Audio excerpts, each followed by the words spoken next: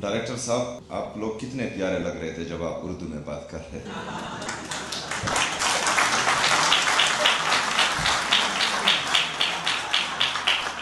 اچھا، اس میں میرے اس بات کا مقصد ہرگز یہی نہیں ہے کہ میں کوئی تنگ نظری کر رہا ہوں، لیکن یہ اردو میں پریزنٹیشن دینا، تقریر دینا، ایک تو اردو ہماری قومی زبان ہے اور اس پر ہمیں فخر ہونا چاہیے. دوسری بات کہ جہاں پر میں کنوکیشن میں جاتا ہوں وہاں ہماری اسٹوڈنٹس کی فیملیز ہوتی، تو ان میں سے اکثر ایک تو خیبر پختونخوا بدقسمتی سے 78 سال سے عموماً اور خصوصاً 20 سال سے دہشت زدہ بھی ہے، یہاں پر دہشت گردی بھی ہے، یہاں پر باقی معاملات بھی خراب چل رہے ہوتے ہیں. تو ہمارے جو بڑے ہیں، جو ہمارے بزرگ ہیں، وہ اکثر جو ہے انگلش کو نہیں سمجھتے. تو جب کنوکیشن میں اہم باتیں ہوتی ہیں اور وہ انگلش میں ہوتی ہیں تو ہمارے وہ بزرگ، ہمارے وہ بڑے سمجھ نہیں پاتے. دوسرا، ہمارا جو گورنمنٹ سکولز، کالجز، یونیورسٹیز ہیں، ان میں اکثر ہمارے اسٹوڈنٹس کی انگلش اچھی نہیں ہوتی. تو یہ بالکل سٹینڈرڈ ہے ہی نہیں کہ مطلب جس کی انگلش اچھی ہو وہ قابل بھی ہوگا اور وہ کامیاب بھی ہوگا. انگلش سے یا کسی دوسری زبان سے کوئی بھی انسان جو ہے وہ کامیاب یا ناکامیاب نہیں ہوتا، یا قابل آپ اس کو نہیں کہہ سکتے. اس کے جو سکلز ہوتے ہیں، اس کی جو ایبلٹیز ہوتی ہیں، اور عمران خان صاحب کہتے ہیں کہ جس کا جتنا بڑا خواب ہوتا ہے وہ اتنا جو ہے بڑا انسان بنتا ہے، قابل انسان بنتا ہے. تو یہ بات. دوسری بات، میں نے بہت تعریف سنی تھی اس انسٹیٹیوٹ کی، اور آج پہلی دفعہ میں یہاں آ رہا ہوں، اور یہاں آ کر مجھے خوشی اس بات پر ہے کہ یہ میرے لیڈر، میرے قائد جناب عمران خان صاحب کا ویژن تھا، اور مجھے خوشی ہوئی ہے کہ یہ بہترین انداز میں چل رہا ہے، اور جس طرح میرے لیڈر کا ویژن تھا الحمدللہ اس کے مطابق چل رہا ہے. ہمیشہ جو بھی ادارہ ہوتا ہے اس کا لیڈر اچھا ہوتا ہے تو ادارہ اچھا چلتا. یہ اگر فرض کریں 5 سالوں میں اس حد تک پہنچا ہے، اور اس کے بعد ابھی جو ہیں ڈائریکٹر صاحب نے کہا کہ ہم سسٹینیبل ہو چکے ہیں، تو اگر فرض کرے اس وقت یہ اس پوزیشن پر ہے اور اس کا لیڈر تبدیل کر دیا جائے، یا کوئی ایسا لیڈر اس کے لیے آئے جو اس کے قابل نہیں ہو، یا جو ہے فارم 47 کے ذریعے کوئی یہاں پر آئے،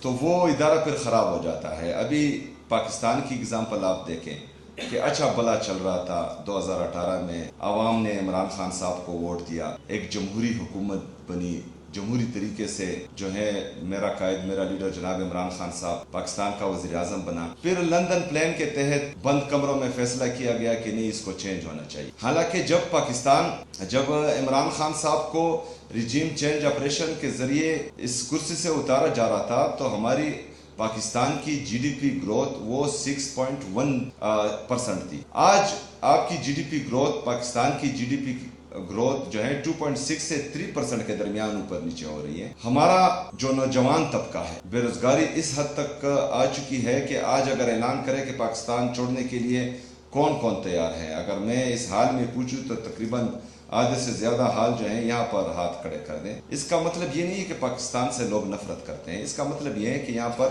روزگار کے مواقع نہیں ہیں. اور نتیجہ کیا اس کا جو ہے بیک گراؤنڈ کیا ہے؟ بیک گراؤنڈ یہ ہے کہ بند کمروں کے فیصلے ہوتے ہیں، اور جن کا جو کام نہیں ہوتا وہی کرتے ہیں. تو اس سے جو ہے پھر ملک کو بھی نقصان ہوتا ہے اور اداروں کو بھی نقصان ہوتا ہے. آج یہاں پر جتنے بھی ہمارے خیبر پختونخوا کے اور خاص کر مرج اضلاع جو ابھی اس وقت بہت سخت حالات میں ہیں، اور یہ حالات ہم پر بنائے گئے. بدقسمتی سے میں یہ بات ہر جگہ کرتا ہوں، اور یہ نوجوانوں، میری بہنوں اور بھائیوں کو پتہ ہونا چاہیے، یہ آپ کے ذہن میں ہونا چاہیے کہ ایک مائنڈ سیٹ ہے پاکستان میں جو نہیں چاہتا کہ پختون ترقی کرے، جو نہیں چاہتا کہ پختون لکھے پڑھے، کیونکہ اس مائنڈ سیٹ نے ہمارے نصاب میں، تعلیم کے نصاب میں ہمیشہ ہمیں بے سے بندوق ہی سکھایا، ہمیں کاف سے قلم کسی نے نہیں سکھایا. یہ کیوں؟ ہمیں کہا جاتا تھا بچپن سے کہ پختون دلیر ہے، پختون بہادر ہے، اور اگر تم نے پاکستان کو میلی آنکھ سے دیکھا تو ہمارے پختون بھائی ہیں، اگر کسی نے حملہ کیا تو ہمارے پختون بھائی ہیں. ٹھیک ہے، ہم ہیں، ہم پاکستان کے لیے تب بھی تھے، ہم آج بھی ہیں، اور انشاءاللہ تعالیٰ پاکستان کے لیے کل بھی ہوں گے. لیکن اس کا مطلب نہیں ہے کہ آپ میرے ہاتھ سے قلم چھینیں اور مجھے بندوق دیں. بندوق کی جب ضرورت ہوگی تو انشاءاللہ تعالیٰ اپنی فوج سے پہلے ہم اپنا وہ بندوق اٹھائیں گے اور دشمن کا مقابلہ کریں گے. لیکن اس وقت جو ہے مجھے ضرورت ہے قلم کی، کیونکہ دنیا چاند پر پہنچ گئی ہے اور ابھی بھی ہم جو ہے امن کی بھیک مانگ رہے ہیں، اور اپنی ریاست سے، ریاست پاکستان سے، کیونکہ یہاں پر 2018 سے 2022 تک ہم نے دیکھا امن تھا، کیونکہ ایک لیڈر آیا جس کا نظریہ تھا، جس کی سوچ تھی، جس کا ویژن تھا، جو اپنے لوگوں کے لیے، اپنے ملک کے لیے کچھ کرنا چاہ رہا تھا، جو پختونوں کو بھی اس پاکستان کا حصہ سمجھ رہا تھا، جو ہمارے قبائلوں کا درد اور احساس رکھتا تھا۔ آپ نے تیرا کے حالات دیکھیں، وہاں سے جو اس برفباری میں لوگ در بدر ہو رہے ہیں، سڑکوں پر جو ہے ان ٹھنڈی راتوں میں راتیں گزار رہے ہیں، یہ کیا وجہ ہے؟ وہ اپنے گھروں میں خوش تھے، لیکن بند کمروں میں فیصلہ کیا گیا کہ نہیں، یہاں پر جو ہے ملٹری آپریشن ہوگا۔ ملٹری آپریشن کسی بھی مسئلے کا حل نہیں ہے، اور یہ صرف پاکستان تحریک انصاف نہیں کہتی، یہ خیبر پختونخوا کی تمام سیاسی مذہبی جماعتیں، ہر مکتبہ فکر کے لوگ، سب کا موقف یہی ہے کہ ملٹری آپریشن کسی مسئلے کا حل نہیں۔ اچھا، مستقل اور پائیدار امن ہمارے صوبے کے لیے بھی ضروری ہے، ہمارے پاکستان کے لیے بھی ضروری ہے۔ آئے گا کیسے؟ آئے گا ایسے کہ آپ نے تمام لوگوں کو، آپ نے ان سب کو بٹھا کر ایک جامع پالیسی بنانی ہوگی جو بار بار کسی کے آنے جانے سے چینج نہیں ہو۔ یہ ساری باتیں میں آپ کو کر رہا ہوں تو بعد میں آتا ہوں کہ کیوں کر رہا ہوں، لیکن یہاں مسئلہ کیا ہے؟ یہاں مسئلہ یہ ہے کہ کچھ لوگ بند کمروں میں بیٹھتے ہیں اور کہتے ہیں کہ ہم عقل کل ہیں۔ وہ تو عقل کل ویسے بھی نہیں ہیں، جو ان کو مشورے دیتے ہیں، جو ان کے ایڈوائزر ہیں، وہ بھی انتہائی بیوقوف، کیونکہ ان کو جو مشورہ دیتا ہے وہ ان کے الٹ ہو جاتا ہے، اور جو ہے ان کی بدنامی ہوتی ہے، اور پاکستان جو ہے وہ دلدل میں پھنستا جا رہا ہے۔ ابھی یہاں پر جو یہ ساری کہانی میں نے آپ کو سنائی، تو اگر میں اپنے لوگوں کو تعلیم دینا چاہوں، صحت دینا چاہوں، یہاں پر انفراسٹرکچر ڈیولپ کرنا چاہوں، یہاں پر جو ہے انڈسٹریز لگانا چاہوں، یہاں پر انویسٹرز کو لانا چاہوں، ان سب کے لیے امن ضرور ہے، لیکن امن ہمیں نہیں دیا جاتا۔ کیوں؟ اس کا آپ کو بھی پتا ہے اور اس کا مجھے بھی پتا ہے کہ ایک مائنڈ سیٹ، اور اس مائنڈ سیٹ کو انشاءاللہ تعالیٰ آپ سب کی مدد سے آپ کا یہ بھائی شکست دے گا انشاءاللہ تعالیٰ۔ میں آپ سے وعدہ کرتا ہوں۔ ڈائریکٹر صاحب، تمام جتنی بھی ہماری پاک آسٹریا کی فیکلٹیز، ان کو میں داد بھی دیتا ہوں، خراج تحسین بھی پیش کرتا ہوں انشاءاللہ تعالیٰ۔ اس سے پہلے جس طرح حکومت خیبر پختونخوا آپ کے ساتھ کھڑی تھی، انشاءاللہ تعالیٰ اس کے آگے بھی جو بھی آپ کی ضروریات ہوگی، ہم فرسٹ پریارٹی پر انشاءاللہ تعالیٰ اس کو حل کریں گے انشاءاللہ۔ آپ نے ہمارے ان بہن بھائیوں کا خیال رکھنا ہے، ان کی تعلیم کا خیال رکھنا ہے۔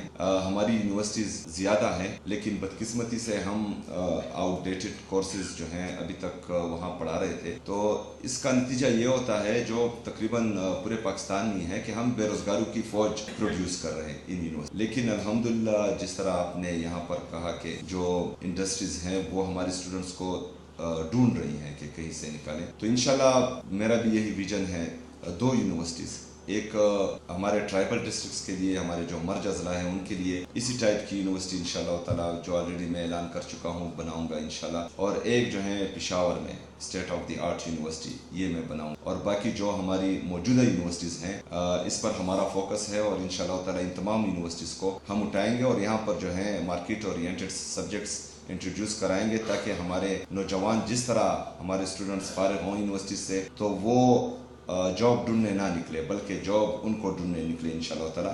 اس حد تک ہم ان کو لائیں گے انشاءاللہ۔ بہت شکریہ، بہت مہربانی۔